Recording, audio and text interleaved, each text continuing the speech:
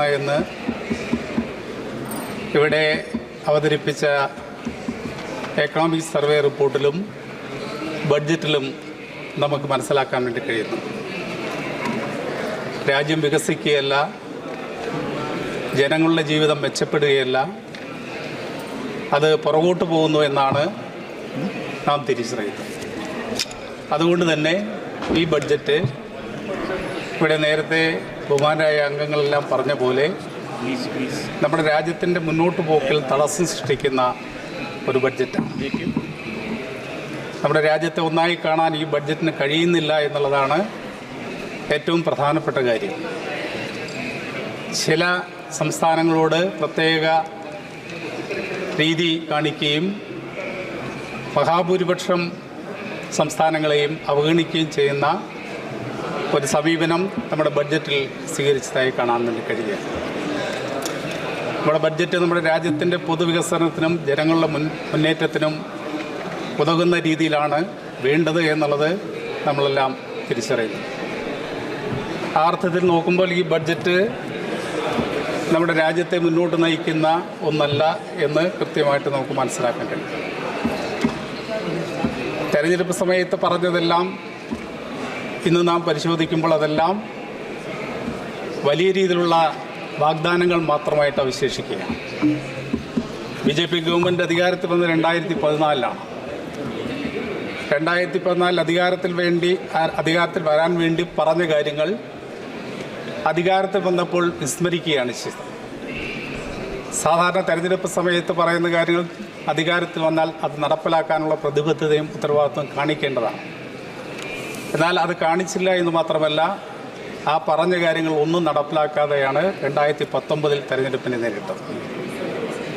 19 തെരഞ്ഞെടുപ്പ് സമയത്ത് BJPയുടെ നേതാക്കൾ പറഞ്ഞത് 2014 പറഞ്ഞ കാര്യങ്ങൾ അത് നടപ്പിലാക്കിയെന്ന് ജനങ്ങൾ ചോദിച്ചപ്പോൾ പറഞ്ഞത് തെരഞ്ഞെടുപ്പിൽ പറയുന്ന കാര്യങ്ങൾ അത് നടപ്പിലാക്കാനുള്ളതല്ല, കേവലം വാഗ്ദാനങ്ങൾ മാത്രമാണ് എന്നാണ് പറഞ്ഞത്.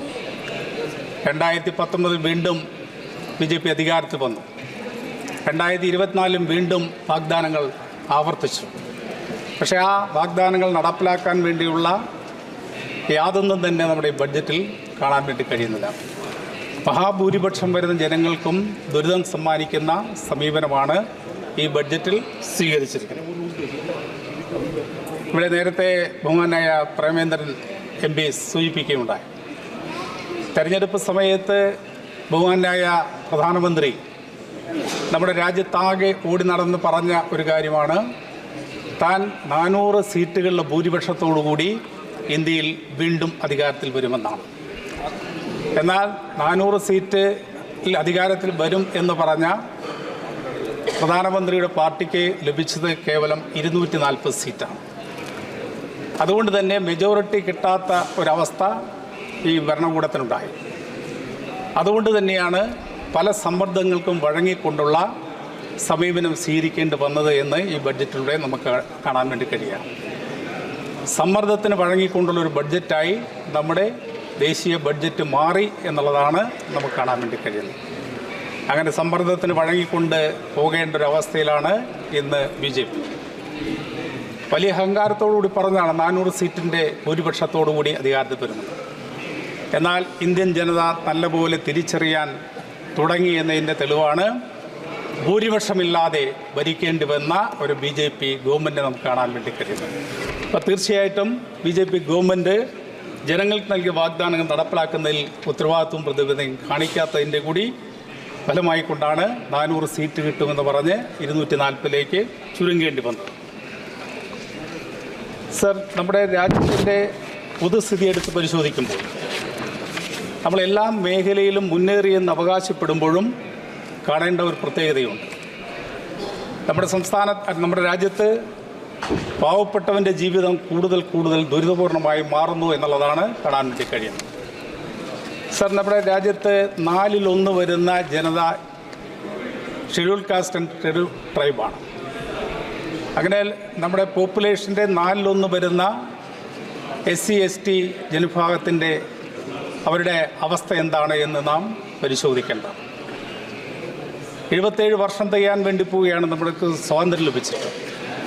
അങ്ങനെ സ്വാതന്ത്ര്യം ലഭിച്ച് 77 വർഷം തികയാൻ വേണ്ടി പോകുമ്പോഴും നമ്മുടെ ഇന്ത്യൻ ജനതയുടെ 1/4 വരുന്ന ഷെഡ്യൂൾ കാസ്റ്റിൻ്റെയും ഷെഡ്യൂൾ ട്രൈബിൻ്റെയും സ്ഥിതി എന്താണ് എന്ന് നാം പരിശോധിക്കുമ്പോൾ വലിയ ദുരിതമാണ് ഇപ്പോഴും ആ വിഭാഗങ്ങൾ നമ്മുടെ രാജ്യത്ത് അഭിമുഖീകരിക്കുന്നതെന്ന് നാം തിരിച്ചറിയണം.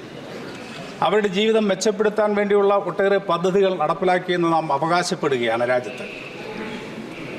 എന്നാൽ അവരുടെ ജീവിതം എത്ര കണ്ട് മെച്ചപ്പെട്ടു എന്നുള്ളതിനെ സംബന്ധിച്ച് യാതൊരു പരിശോധനയും നമുക്ക് നാളിതുവരെ നടത്താൻ വേണ്ടി കഴിഞ്ഞില്ല. ചില സംസ്ഥാനങ്ങൾ ചില കാര്യങ്ങൾ അവർക്ക് വേണ്ടി ചെയ്യുന്നുണ്ട്. എന്നാൽ ദേശീയ തലത്തിൽ SC/ST ജനവിഭാഗത്തിൻ്റെ ജീവിതം മെച്ചപ്പെടുത്താൻ വേണ്ടി ക്രിയാത്മകമായിട്ടുള്ള യാതൊരു പദ്ധതിയും നടപ്പിലാക്കാൻ വേണ്ടി ശ്രമിക്കുന്നില്ല എന്നുള്ള ദുരനുഭവം നമ്മുടെ മുമ്പിലുണ്ട്. അതുകൊണ്ട് ബഹുമാനിയായ ധനകാര്യമന്ത്രിയോട് എനിക്ക് പറയാനുള്ളത്, നമ്മുടെ രാജ്യത്തെ 1/4 വരുന്ന ജനതയുടെ ജീവിതം മെച്ചപ്പെടുത്താൻ കഴിയുന്ന രീതിയിലുള്ള പുതിയ പദ്ധതികൾ എന്തെങ്കിലും നിർദ്ദേശം മുന്നോട്ട് വയ്ക്കാനുണ്ടോ?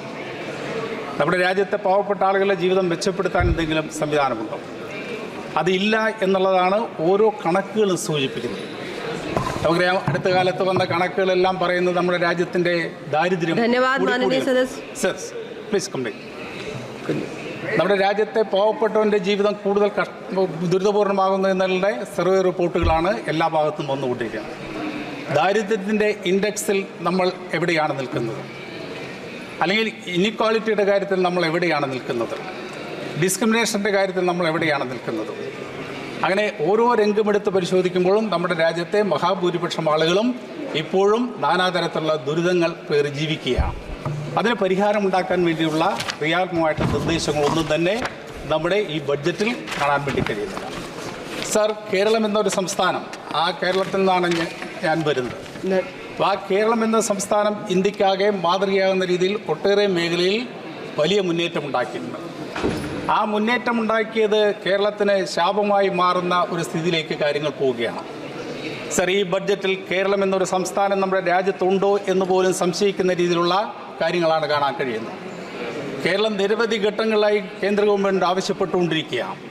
കേരളത്തിന് ആവശ്യമായിട്ടുള്ള സാമ്പത്തിക സഹായങ്ങൾ വ്യത്യസ്ത മേഖലയിൽ ചെയ്യണം. അതുകൊണ്ടാണ് കേരള ഗവൺമെൻറ് തന്നെ നേരിട്ട് നമ്മുടെ ബഹുമാന്യായ ധനകാര്യമന്ത്രിയെ കണ്ട് നിവേദനം സമർപ്പിച്ചു. ഏകദേശം 24 കോടി രൂപയുടെ ഒരു സ്പെഷ്യൽ പാക്കേജ് കേരളത്തിന് വേണ്ടി നൽകണമെന്ന് ആവശ്യപ്പെട്ടിരുന്നു. Sir, please complete. 24 കോടി രൂപയുടെ സ്പെഷ്യൽ പാക്കേജ് വേണമെന്ന് ആവശ്യപ്പെട്ടിരുന്നു. ഒരു നയാ പൈസ പോലും ബഡ്ജറ്റിൽ മാറ്റിവെക്കാൻ വേണ്ടി തയ്യാറായില്ല. സർ, ഞങ്ങൾ വീണ്ടും ആവശ്യപ്പെടുകയാണ്.